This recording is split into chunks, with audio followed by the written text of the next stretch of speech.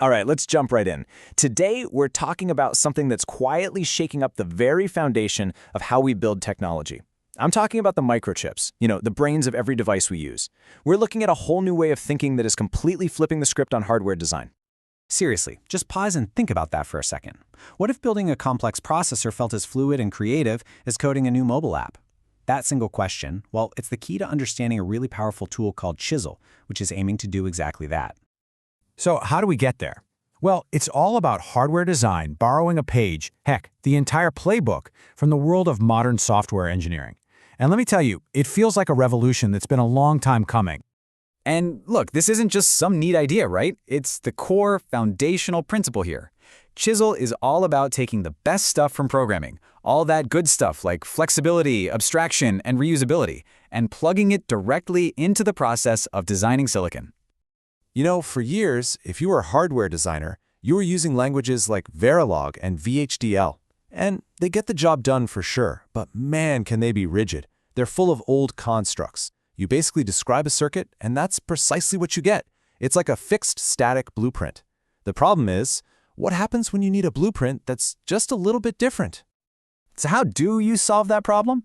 Well, instead of trying to invent yet another hardware language from the ground up, Chisel does something kind of brilliant. It embeds itself inside a powerful, modern software language called Scala. And by doing that, it basically gets immediate superpowers. And when you put them side by side, the difference is just night and day. On one side, you've got the old way, with clunky syntax describing a static thing. On the other, with Chisel, everything is clean and modern. But here's the real magic, the absolute game changer. You're no longer just describing hardware. You're writing a program that actively generates the hardware for you. Yeah, exactly. And that's why the key word to remember here is construction. This isn't a hardware description language, it's a hardware construction language. Your code becomes an active builder. Think of it less like a blueprint and more like a sophisticated factory for making circuits.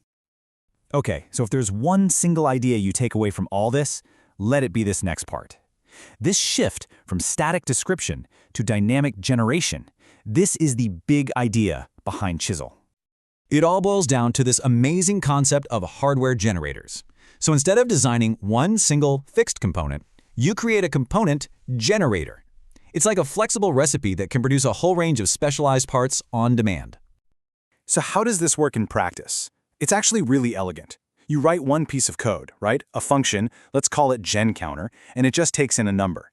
You call that function and give it the number 10, and poof, it spits out a perfect optimized 10-bit counter circuit. Then you turn around and call the exact same function with the 99, and it generates a completely different, totally optimized 99-bit counter.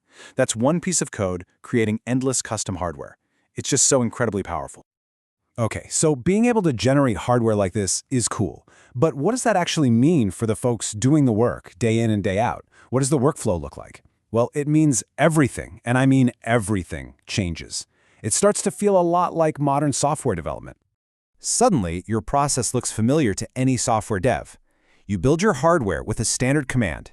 And then, this part is just massive. You can run automated software-style unit tests on your hardware components. We're talking rigorous, repeatable testing, which has been a kind of holy grail in the hardware world.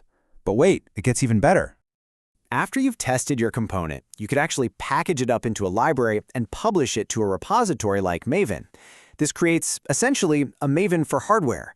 Just imagine, an engineer on the other side of the world can integrate your super complex component into their chip design with a single line of code in their build file. This just blows the doors wide open for collaboration and reuse in a way we've never seen before. So this all sounds amazing in theory, but what's the payoff? What are people actually building with this stuff in the real world?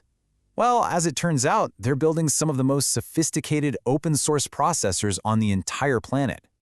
And we're not talking about little hobby projects here. You've got Rocketship, a highly successful processor generator that's commercially supported. You have Zhangshan, which is a total beast of a high-performance processor rivaling commercial designs.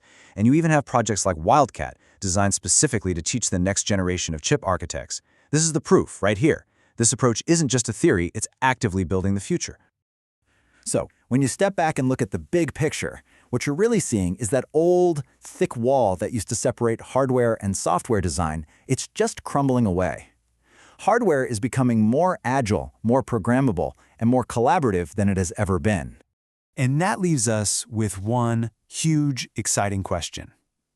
We all saw what happened when software became open and easy to share.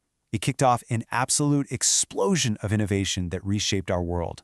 So now that hardware is getting that same kind of superpower, you just have to wonder, what are we going to create next?